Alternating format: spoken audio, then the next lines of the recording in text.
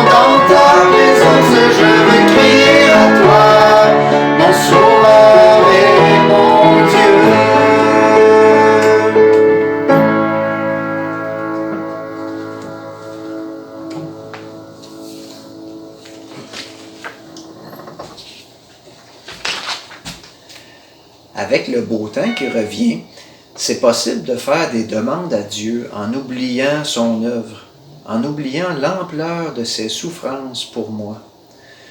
Ô Seigneur, je ne veux pas être ingrat en t'oubliant.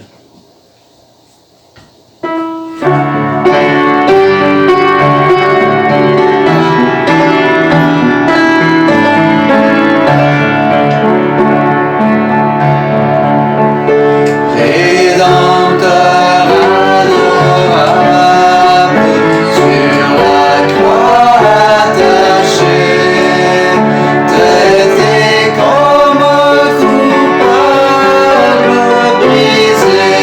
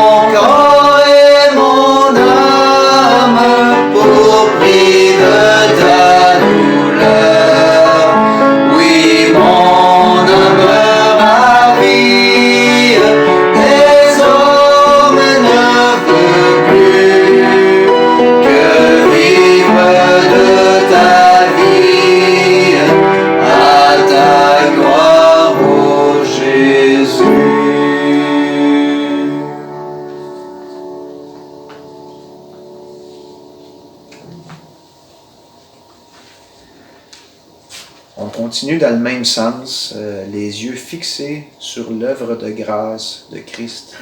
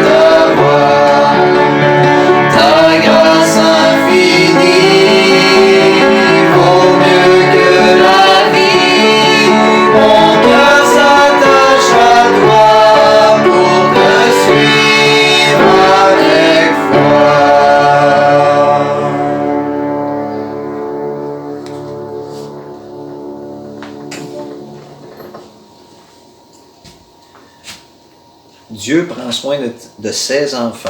Il est fidèle et fiable. On peut compter sur lui.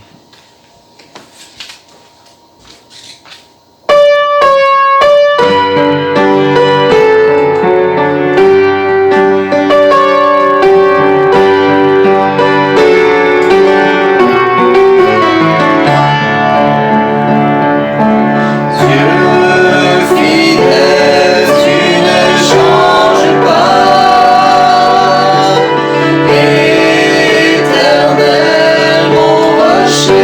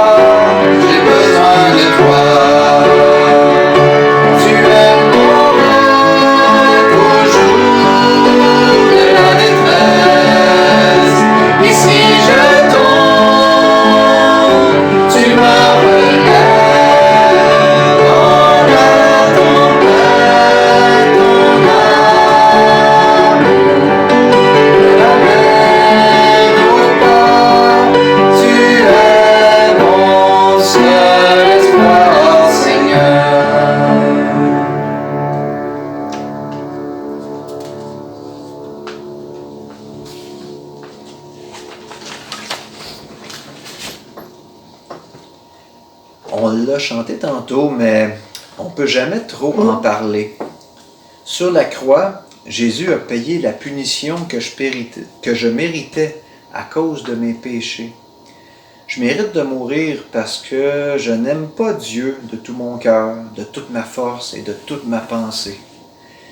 Jésus, lui, il faisait. Il ne méritait pas de mourir, mais il est mort à la place de ceux qui croient, dont moi. Est-ce votre cas aussi?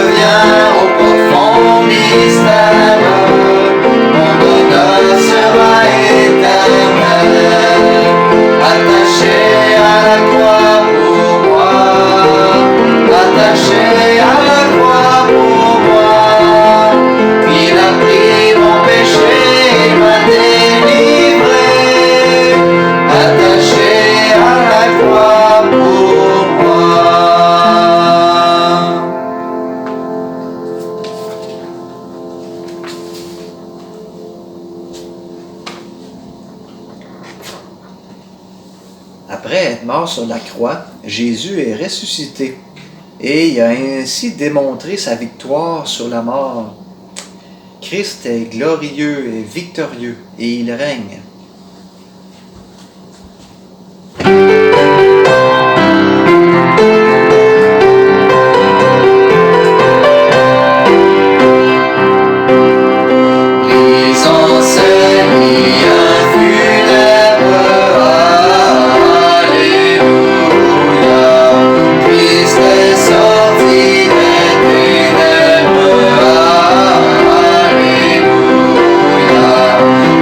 Ciel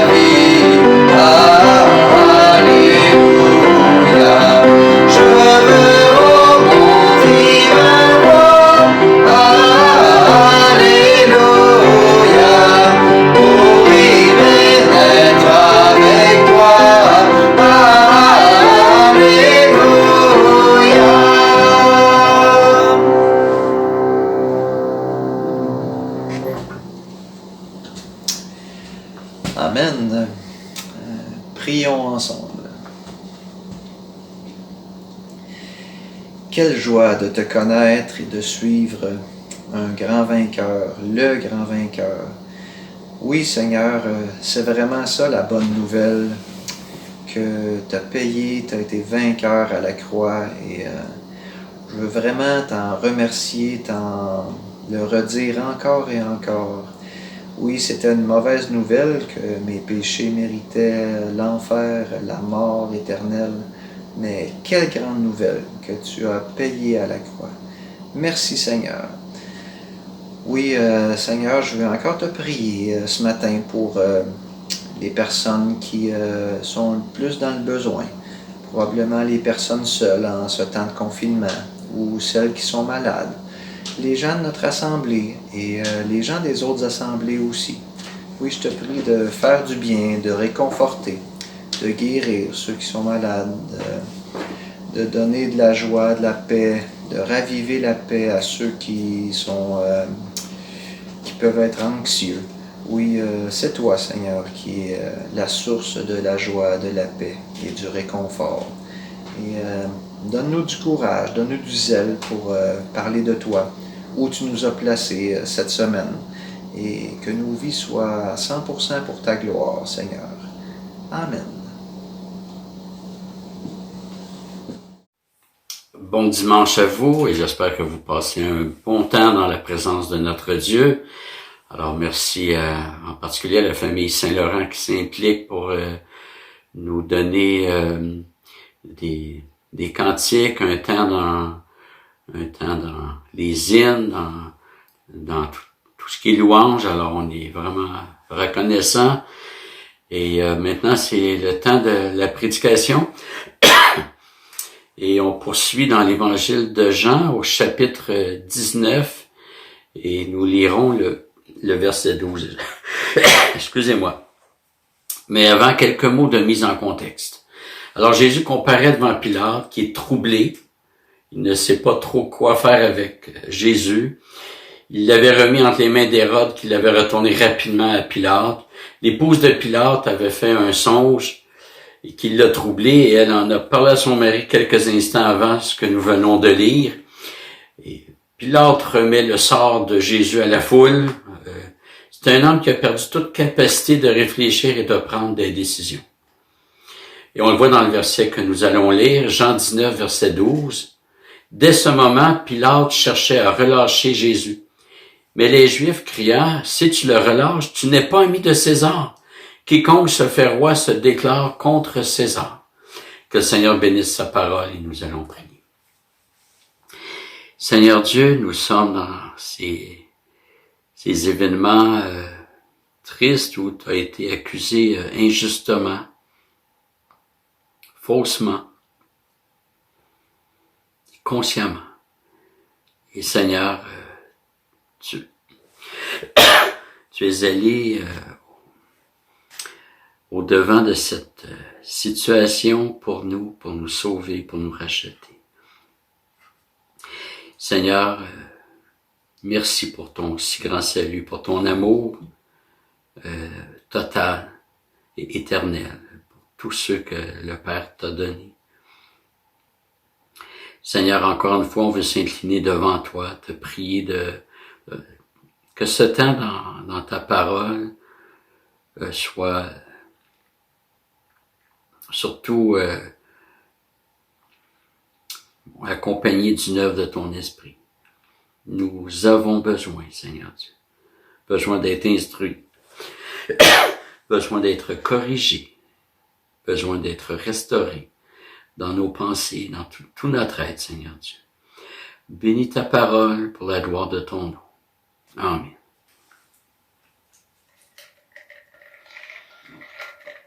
La semaine passée, on a vu la question des autorités gouvernementales et la consigne biblique de leur être soumis et de les honorer.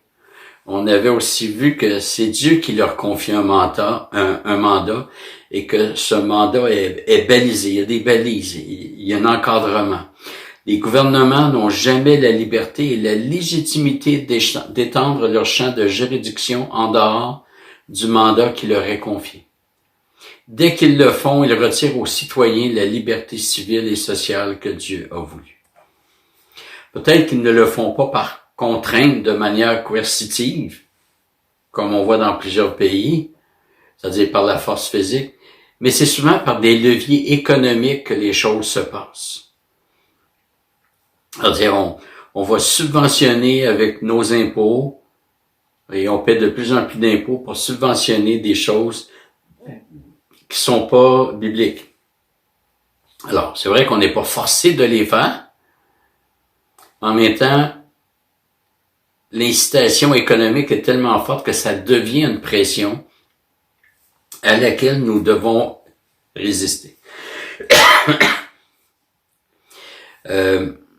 Et on avait vu que les chrétiens doivent justement résister au point de ne pas obéir au gouvernement lorsqu'il nous empêche de remplir notre mission comme Église. Ce n'est pas une vertu d'être soumis au gouvernement si cette soumission nous conduit à être insoumis à Dieu. Et on avait vu, par exemple, dans le livre des Actes, que les dirigeants juifs ont interdit aux apôtres de continuer d'évangéliser. Et les apôtres leur ont répondu qu'il valait mieux obéir à Dieu plutôt qu'aux hommes. Et si les gouvernements veulent nous amener à commettre des choses immorales, contraires à la loi de Dieu, nous devons aussi leur désobéir. Dans le livre d'Esther, le juif Mardoché a refusé de se prosterner devant Haman. Dans le livre de Daniel, le prophète a refusé l'invite du roi pour ne pas se souiller. Lui et ses 3 amis ont risqué leur vie parce qu'ils n'ont jamais voulu obéir aux ordres de ne pas adorer d'autres dieux que le roi lui-même qui se croyait Dieu. Chers frères et sœurs, la loyauté à Dieu, la persévérance dans les voies de Dieu et l'intégrité de notre identité chrétienne ne peuvent se passer que dans l'obéissance totale à Dieu. Et parfois, ça implique la résistance et la désobéissance, je dirais respectueuse, mais quand même, la résistance et la désobéissance aux autorités gouvernementales. Concernant Pilate, il ne voulait pas tuer Jésus. Le verset 12 dit bien, « Dès ce moment, Pilate cherchait à relâcher Jésus. » Et je l'ai dit à plusieurs reprises, Pilate est un homme troublé et incohérent à ce moment-là. C'est pas écrit que Pilate relâcha Jésus, tout simplement, mais il cherchait à le relâcher. Pourtant, c'est pas compliqué de relâcher un homme. Il suffisait de dire aux gardes de le relâcher, de dire aux dirigeants juifs que leurs accusations sont rejetées. Mais ce n'est pas ce qui se passe. Le texte fait ressortir un profond malaise chez Pilate. Lui qui vient de dire à Jésus au verset 10, « Ne sais-tu pas que j'ai le pouvoir de te relâcher et que j'ai le pouvoir de te crucifier? » Il cherche maintenant à relâcher Jésus. Alors, si Pilate a le pouvoir de relâcher Jésus, pourquoi ne l'a-t-il tout simplement pas relâché? En disant qu'il cherchait à le relâcher, Jean fait ressortir que Pilate cherchait une façon de se sortir de la situation. Au Québec, on dit qu'il avait une patate chaude dans la bouche. Pilate était pris entre ce que sa femme lui avait dit le matin même. Je vous avais lu dans une prédication précédente, Matthieu 27, 19, qui dit « Pendant que Pilate siégeait au tribunal, et ça se passe le matin même de ce qu'on a lu, sa femme lui fit dire, « Ne te mêle pas de l'affaire de ce juste, car aujourd'hui j'ai beaucoup souffert en songe à cause de lui. » Son épouse a eu un songe qui l'a troublé et fait souffrir. Et elle demande à son mari de ne pas se mêler de l'affaire de ce juste. Elle désigne Jésus comme un juste. Elle dit à Pilate, ne te mêle pas, c'est un juste. Alors Pilate, à une époque où la superstition des rêves était très, très considérée, il savait plus quoi faire. Il a voulu se débarrasser de la situation en conduisant Jésus devant Hérode, avant que ce soit lui qui prenne la décision, pour que ce soit lui plutôt qui prenne la décision, mais Hérode l'a retourné rapidement à Pilate. D'un autre côté, Pilate voit les dirigeants juifs qui mettent une pression énorme pour que celui-ci condamne Jésus à la mort. C'est dans cette tension que Pilate cherche un moyen de relâcher Jésus. Et les dirigeants juifs s'en rendent bien compte puisqu'il est écrit au verset 12. Mais les Juifs crièrent, si tu le relâches, tu n'es pas ami de César. Quiconque se fait roi se déclare contre César. Et c'était possiblement une menace à peine voilée de la part des dirigeants juifs de dénoncer Pilate à Rome. Ça expliquerait le revirement immédiat de Pilate. Ce qu'il redoutait le plus était de perdre son poste. Lui qui occupait un poste très prestigieux, un poste de très haute autorité, on le voit dans une position pitoyable. Il avait les légions de soldats sous ses ordres, il donnait des ordres au nom de César. Et je présume que Pilate avait été nommé à la fois pour sa loyauté envers Rome, mais aussi pour ses qualités de courage, de capacité à prendre des décisions. César tenait tellement à l'intégrité du territoire de tout son empire qu'il serait surprenant qu'il ait nommé n'importe qui. Alors on découvre ici un Pilate angoissé, troublé, incapable de prendre une décision.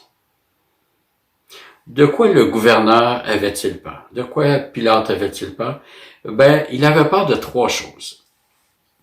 Premièrement, il avait peur du Christ. Et c'est James Montgomery Boice qui propose ces trois raisons qui expliquent la peur. Le verset 8, et je vais lire les versets 7 et 8, les Juifs lui répondirent, nous avons une loi et selon la loi, il doit mourir parce qu'il s'est fait fils de Dieu. Verset 8, quand Pilate entendit cette parole, sa crainte augmenta. Ce verset nous apprend que Pilate était déjà craintif de la situation. La crainte a augmenté. Il y avait déjà une crainte avant. Alors, on l'a vu, il était partagé. Mais lorsqu'il entend que Jésus se fait fils de Dieu, sa crainte augmenta. Dans l'Antiquité gréco-romaine, les rois se croyaient d'essence divine. Ils croyaient qu'ils avaient une nature différente des autres. Puis dans ces mythologies, les religions païennes, polythéistes de l'époque, il y avait cette idée qu'un dieu serait allé vers une femme et qu'elle enfanterait un demi-dieu. Entendre que Jésus se présente comme le Fils de Dieu le place immédiatement sur le registre de la rivalité. Si Jésus est Dieu, c'est un concurrent. Et on le présente comme roi, donc d'essence divine. L'autorité de Pilate est menacée. On voit la même chose quand Jésus est né. Hérode était vraiment troublé parce que on lui a dit que le roi des Juifs est né. Ça, c'est la première raison. La deuxième, c'est que Pilate avait peur des gens. Il ne les aimait pas, bien sûr. Ses nombreux rapports avec les Juifs montraient son mépris absolu et même sa haine à leur égard. Pourtant, il connaissait leur pouvoir et craignait de les voir s'unir contre lui. S'il n'avait pas eu peur du peuple, il aurait rapidement libéré Jésus et n'aurait pas cherché à le pacifier. Troisièmement, et c'est le plus important, Pilate craignait Rome. Et avec raison. La nature suspecte de Tibère, et ce que je vous dis, il y a beaucoup d'éléments extra-bibliques, donc qu'on apprend par l'histoire. La nature suspecte de Tibère était bien connue, et Pilate avait déjà eu d'autres confrontations avec les Juifs qui avaient joué en sa défaveur devant l'empereur. Autrement dit, Pilate avait déjà perdu des plumes devant l'empereur en raison de certaines confrontations avec les Juifs. Alors, si Rome devait désapprouver sa façon de traiter cette affaire, et si les dirigeants de ce peuple envoyaient une autre délégation à l'empereur pour lui dire que Pilate avait refusé de traiter avec force un individu coupable de haute trahison, imaginez là, ce qui passe par la tête de Pilate. Son fauteuil n'était pas très confortable. Si Pilate avait eu un casier vierge, il aurait peut-être négligé une menace basée sur de telles fausses accusations. Mais son casier n'était pas vierge. Il y avait des précédents qui avaient joué contre lui. Et donc, un autre dossier aurait pu être le coup fatal concernant son poste. Et ces craintes étaient tellement justifiées que plus tard, quelques années plus tard, Pilate a été démis de ses fonctions par le proconsul de Syrie, et a été béni en France où il est mort. Donc Pilate n'est pas bien, tout son être est troublé. Et ce que nous découvrons, c'est que Pilate avait la crainte des hommes, en particulier la crainte de l'empereur, et ça affectait ses décisions. J'aimerais qu'on réalise, frères et sœurs, excusez-moi, j'aimerais qu'on réalise qu'il n'est pas possible d'exercer une autorité selon Dieu si nous avons la crainte des hommes. Si des parents chrétiens font des compromis dans l'éducation des enfants par crainte de ce que les grands-parents diront, c'est la peur des hommes. Si des pasteurs n'appliquent pas les Écritures en raison de la crainte des hommes, de la peur de perdre du monde, de la crainte de déplaire, c'est la peur des hommes. Paul a écrit dans Galates 1:10, « Et maintenant, est-ce la faveur des hommes que je désire ou celle de Dieu? Est-ce que je cherche à plaire aux hommes? Si je plaisais encore aux hommes, je ne serais pas serviteur de Christ. » Il est impossible de vouloir plaire aux hommes et de servir Dieu en même temps. C'est ce que Paul nous dit ici. Et il ajoute en 1 Thessaloniciens 2:4, « Mais comme Dieu nous a mis à l'épreuve pour nous confier l'Évangile, ainsi nous parlons non comme pour plaire aux hommes, mais à Dieu qui éprouve les cœurs. » Paul n'avait rien à cirer de plaire aux hommes, au sens de prendre des décisions et d'exercer son ministère dans le but de satisfaire les attentes des hommes. Le cœur de Paul était pour Dieu. Et Paul avait compris un principe. La meilleure chose Paul était apôtre, mais je vais l'appliquer au pastorat. La meilleure chose qu'un pasteur peut faire pour son Église, la meilleure chose qu'un mari peut faire pour sa femme et ses enfants, la meilleure chose qu'un patron peut faire pour ses employés, c'est d'agir envers les personnes qui nous sont confiées selon ce que Dieu nous demande. Et non pas ce que les personnes qui nous sont confiées nous demandent. Jésus n'a jamais donné à l'Église ce que l'Église lui aurait demandé. Il a donné à l'Église ce que son Père lui a demandé de donner. Et ça change tout. Maintenant, quelle est la solution contre la crainte des hommes? Ça se peut que ça nous touche. Peut-être qu'on fait, même si c'est pas une question de position d'autorité, par exemple, si j'ai une famille qui organise des repas familiaux le dimanche midi, puis que ça m'empêche d'aller au culte, puis j'ose pas leur dire que ça me dérange, c'est la crainte des hommes. Ces personnes sont en train de diriger la vie du croyant, peut-être inconsciemment, mais le croyant doit tout faire, puis expliquer, et écoutez, j'aimerais tellement être avec vous, j'apprécie votre invitation, mais le dimanche midi, moi, c'est impossible. Voilà une belle occasion d'exprimer notre priorité à notre famille. Alors, quoi faire quand on a la crainte des hommes? Alors, je dirais que d'abord, on doit avoir la conviction que c'est Dieu qui nous a appelés à la fonction que nous occupons. Si c'est Dieu qui nous a placés, les hommes ne peuvent pas nous retirer. Si les hommes réussissent, c'est parce que Dieu sera souverain derrière. Quand on sait que c'est Dieu qui nous appelle, on n'a pas la crainte des hommes. Moi, j'ai la conviction que Dieu m'a appelé. C'est pas une conviction émotive. C'est pas un entêtement. Mais j'ai tellement vu la providence divine pour mener à mon pastorat. J'ai jamais demandé à être pasteur. J'ai jamais cherché. Ça a toujours été, c'est mon deuxième pastorat, ça a toujours été tellement dirigé par Dieu. Et que j'ai la conviction que Dieu m'a placé là. Je me suis pas placé là moi-même. Jamais. Quand j'ai des temps difficiles, je me rappelle cela. C'est pas moi qui me suis placé là. Dieu a dirigé. Et comme parent, on peut dire la même chose. Dieu veut qu'on soit parent. Je crois que le mandat créationnel de multiplier est encore en force. ou peu importe la position qu'on a, on doit savoir que c'est Dieu qui nous a placés là, placés où nous sommes. Donc, quand on a cette conviction-là, c'est tellement plus facile.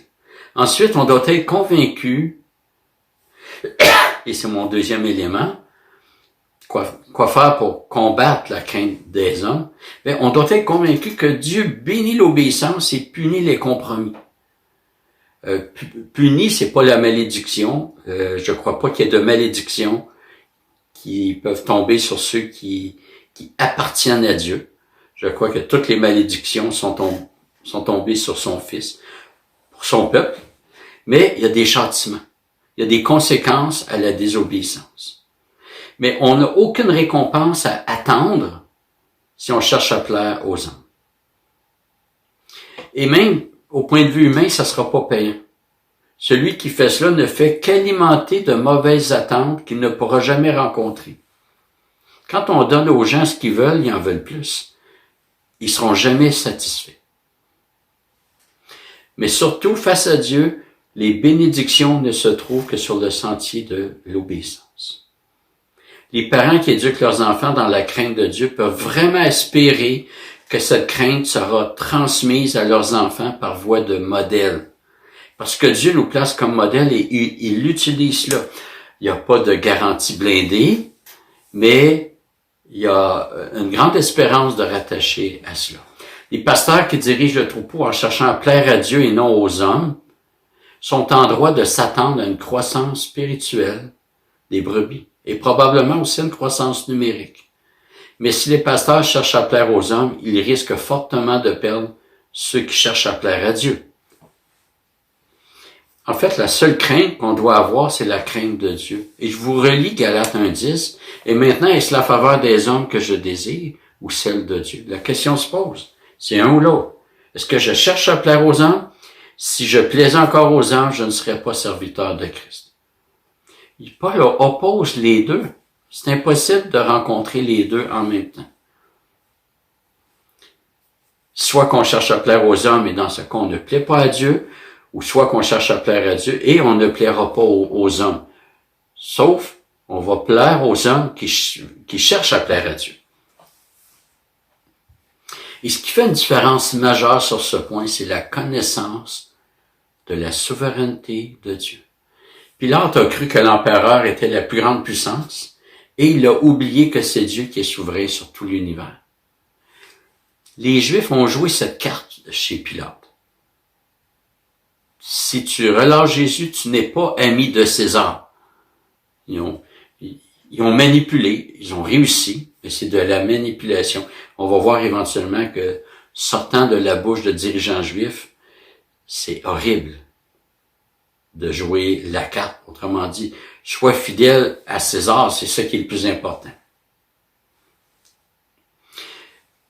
On doit prendre conscience que Dieu est souverain, totalement souverain, absolument souverain. Et que Dieu gouverne les gouvernements. Proverbe 21, verset 1 dit, « Le cœur du roi est un courant d'eau dans la main de l'Éternel. Il l'incline partout où il veut. » Dans l'Ancien Testament, alors que le peuple juif avait été déporté, que Jérusalem avait été détruite, nous voyons Néhémie qui désire profondément retourner dans la ville sainte pour reconstruire le temple. Mais il est déporté et il ne peut le faire sans la permission du roi. Alors il fait cette prière, et je vous lis Néhémie 1, verset 11. « Ah Seigneur, que ton oreille soit donc attentive à la prière de ton serviteur et à la prière de tes serviteurs qui veulent craindre ton nom. Donne aujourd'hui du succès à ton serviteur et fais-lui obtenir la faveur de cet homme. J'étais alors échanson du roi. » Donc, le serviteur en question, c'est lui-même. C'était courant de s'adresser comme ça à l'époque. Les serviteurs, c'est les Juifs qui voulaient retourner en terre promise pour tout reconstruire. Et quand il dit « fais-lui obtenir la faveur de cet homme », il parle de cet homme, le roi. Et Néhémie précise à la fin du verset, « J'étais alors échanson du roi ». Ça signifie que Néhémie était responsable des vins servis au roi. À l'époque, chaque roi avait un panetier, ça vient du mot pain, Le mot panier vient du mot pain. Et en fait, c'est un générique pour parler du responsable de l'ensemble de la nourriture. Et les chansons étaient responsables des vins. Possiblement de d'autres breuvages, là, je suis pas spécialiste, peut-être de certains jus. Et les rois avaient ces serviteurs très particuliers. C'était des hommes de confiance parce que quand on voulait s'en prendre à un roi, sans faire une guerre ouverte, on cherchait à l'empoisonner souvent. C'était ça où on le tuait de nuit. Mais les rois se protégeaient et il y avait quelqu'un qui était vraiment responsable de tout ce qui était alimentation, et un autre homme de confiance était responsable de tout ce qui était breuvage. Et Néhémie était l'échanson du roi.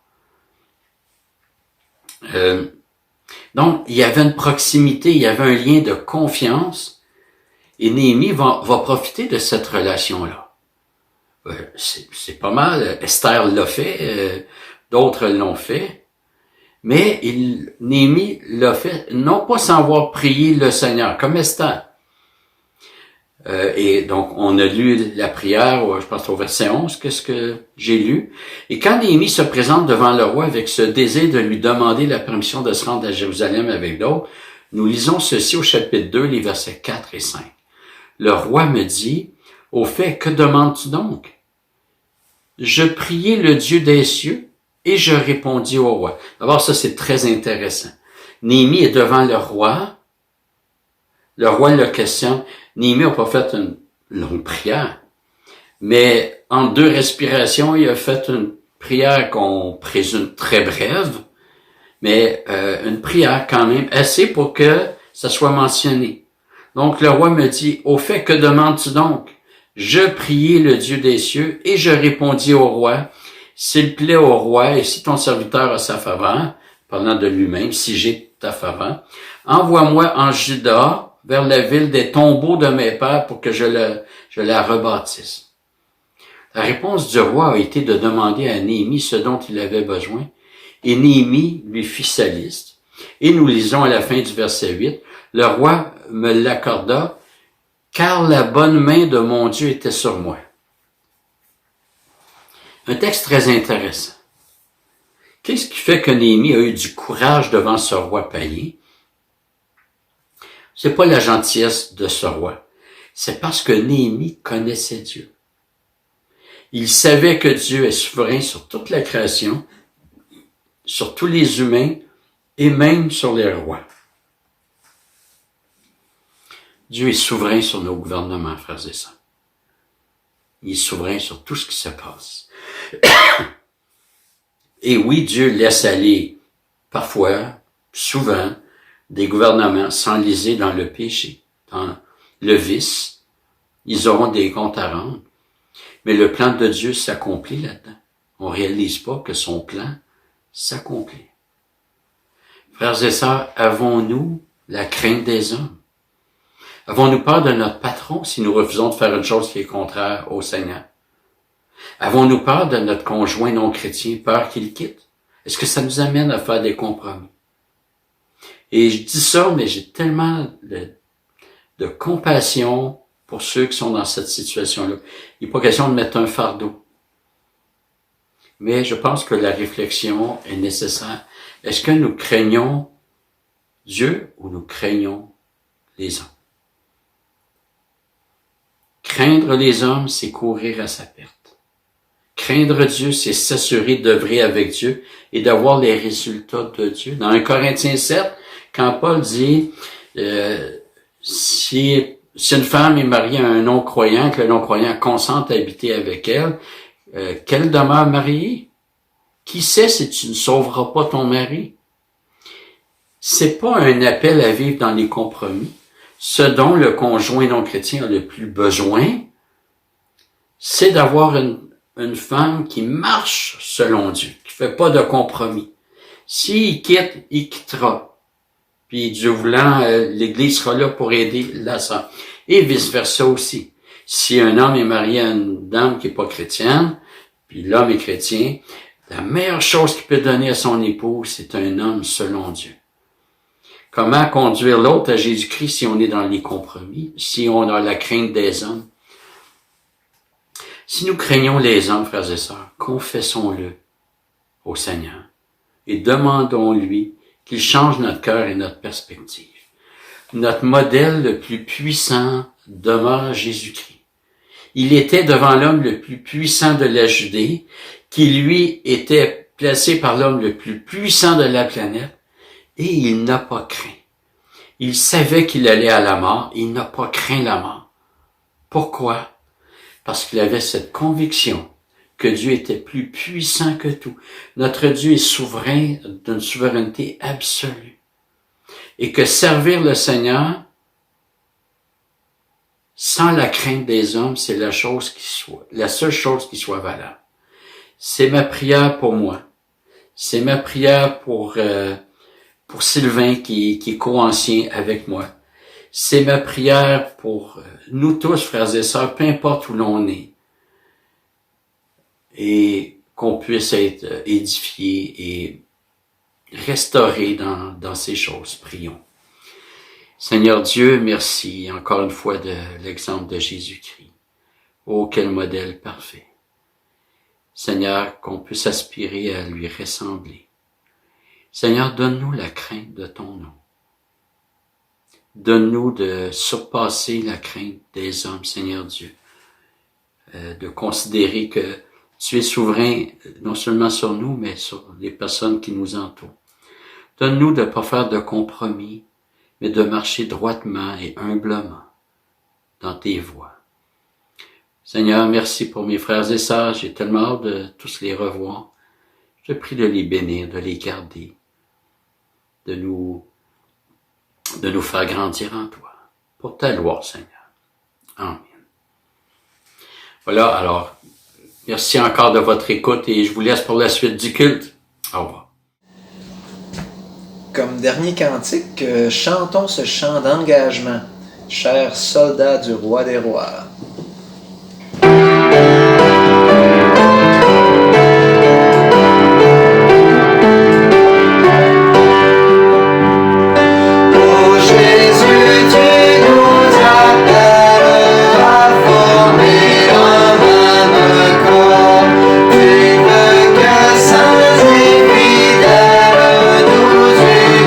Nos efforts, fais que rien ne nous divise.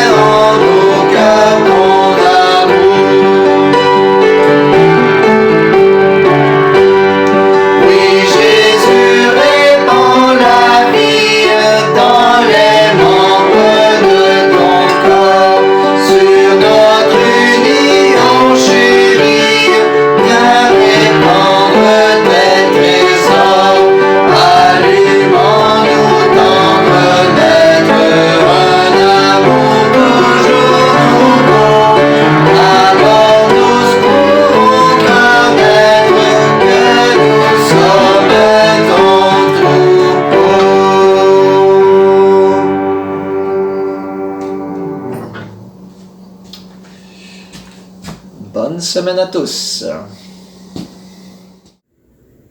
Bonjour à vous tous, frères et sœurs. Soyons continuellement dans l'adoration. En adoration, merci pour ce bon message, ces chants à Daniel et la famille Saint-Laurent. Alors, encore ce matin, comme un bon berger, notre Dieu est là. Il prend soin des siens. Soyons rassurés du fait que notre Dieu est en parfait contrôle en toutes choses présentement. C'est ce qu'on doit célébrer aussi. Et peut-être avec le temps qui passe, évitons d'être mal influencés par tout ce qui se dit ou s'entend sur les réseaux sociaux, frères et sœurs, mais plutôt par sa bonne parole ce matin. Tournons plutôt nos regards vers sa bonne parole. C'est elle dans laquelle le Seigneur nous enseigne, nous transforme. Il nous fortifie et aussi nous garde. Alors, je vous invite ce matin, tournons en terminant cette matinée dans le psaume 86 et soyons encouragés par ces paroles. Allons lire le verset 7 à 12.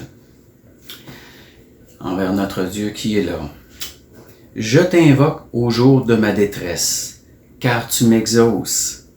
Nul n'est comme toi parmi les dieux, Seigneur, et rien ne ressemble à tes œuvres. Toutes les nations que tu as faites viendront se prosterner devant ta face, Seigneur, et rendre gloire à ton nom, car tu es grand, et tu opères des prodiges. Toi seul es Dieu. Enseigne-moi tes voies, ô Éternel. Je marcherai dans ta fidélité. Dispose mon cœur à la crainte de ton nom. Je te louerai de tout mon cœur, Seigneur, mon Dieu, et je glorifierai ton nom à perpétuité. Alors, ne perdons pas courage, que ces paroles ce matin puissent nous encourager, nous motiver. Notre cité n'est pas d'ici-bas, mais elle est dans les cieux. Tournons les regards vers celui qui nous garde et nous protège et qui nous entend. On va se courber pour prier, frères et sœurs. Oui, Père éternel, quelle grâce tu as envers nous. Nous voulons te louer ce matin pour ce réconfort. Nous avons besoin que tu nous rappelles encore et que tu nous enseignes à nous confier en toi, Père. Nous voulons te louer pour ton contrôle, ta souveraineté parfaite présentement qui s'opère. Seigneur Dieu, nous avons besoin d'être enseignés à être dans tes voies, à ne pas écouter ou se laisser influencer par tout ce qui nous entoure. Et tu nous dis que nous n'avons pas à craindre, mais ce que nous devons faire, Seigneur, c'est te vouer cette grande confiance, la plus grande confiance et respect de notre part. Seigneur, nous savons que tu utilises toutes choses présentement pour ta gloire. Tu nous rassures et tu agis selon ta justice, bien que tous ne la voient pas présentement, Seigneur, on est encore au temps de ta grâce, de ta patience. Alors rassure tes enfants, les tiens, et que notre plus grande adoration envers toi, Père, soit d'être reconnaissant. Puisque tu as opéré de grandes choses, tu as été fidèle en toutes choses jusqu'à date et tu le demeures. Seigneur, nous voulons marcher et que tu nous disposes afin que nous puissions, en toute paix, en toute quiétude, te louer de tout notre cœur et que notre amour pour le Seigneur, au contraire du monde, puisse nous motiver, qu'elle soit une motivation pour nos efforts en ta faveur et en la faveur de ton royaume dans lequel nous appartenons. Seigneur Dieu, puisses-tu nous donner de s'attendre patiemment à toi, comme famille, comme individu, pour chacun de nous, ton Église, les personnes âgées, seules. Tu consoles et tu prends soin de chacun. Que tu puisses produire dans notre cœur cette crainte, ce respect que tu mérites et qui est digne de louange envers toi. Produis en nous un fruit qui abonde pour ta gloire. Que notre témoignage soit quelque chose de vivant à cause de l'amour que tu as eu pour chacun de nous et pour Christ qui vit en nous. À toi soit la gloire aujourd'hui et pour toute éternité. Amen. Alors soyons encouragés, frères et sœurs, par sa bonne parole continuelle qui nous rassure. Et ce Dieu qui est bon, qui a été bon et qui demeure éternellement, le même Dieu. Alors, je vous donne quelques informations aussi la semaine prochaine. Samedi prochain, vous êtes invités, pour ceux qui le veulent, à une collecte d'offrandes à notre bâtiment, comme la dernière fois, chaque premier samedi du mois. Donc, samedi prochain, 6 juin, de 2h à 3h au bâtiment. Et on vous invite aussi à joindre un groupe de prière, mardi, mercredi ou jeudi. Continuons de prier. On voit que Dieu était favorable. Je me réjouis avec plusieurs frères et sœurs du fait qu'il y a un déconfinement partiel, progressif peut-être. Plusieurs ont l'occasion de voir leurs proches. Et profitons de cette occasion comme une motivation, frères et sœurs, pour être un des meilleurs témoignages qu'on peut donner à ceux qui nous entourent. C'est par une bonne conduite. Continuons de respecter ces consignes simples. Et peut-être qu'on aura l'occasion de se voir entre frères et sœurs en attendant qu'on puisse avoir des regroupements dans notre bâtiment. Alors, décourageons-nous pas, mais persévérons, frères et sœurs. Et comme Pierre disait, si vous invoquez comme Père celui qui juge celui selon l'œuvre de chacun sans favoritisme, conduisez-vous avec crainte pendant le temps de votre séjour sur la terre. En attendant, réjouissons-nous, donnons-lui gloire, frères et sœurs. C'était 1 Pierre 1, verset 17. Sur ce, bonne semaine à tous.